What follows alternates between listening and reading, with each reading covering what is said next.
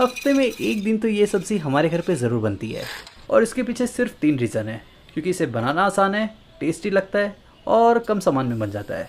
तो 3 बड़े चम्मच तेल में 1 छोटा चम्मच जीरा, 3 प्याज को ना एकदम बारीक कट के डाला है, साथ में हरी मिर्च को भी एकदम बारीक कट के डाला है और हरी मिर्च अपने टेस्ट के हिसाब से लेना। फिर डाल दो अदरक लहसुन का पेस्ट। अदरक लहसुन के पेस्ट की जगह बारीक काट के भी डाल सकते हो। फिर अदरक लहसुन के पेस्ट के बाद डाल दो टमाटर मैंने ले लिया है 3, वो भी एकदम बारीक काट के। और अब टेस्ट के हिसाब से नमक, जीरा पाउडर, धनिया पाउडर, लाल मिर्च पाउडर, गरम मसाला।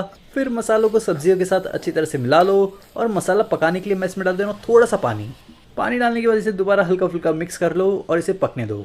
वैसे गैस का फ्लेम ना तेज़ कर देना। और जब मसाले अच्छी तरह से पक जाए तब इसमें फुले हुए सोया चंक्स डाल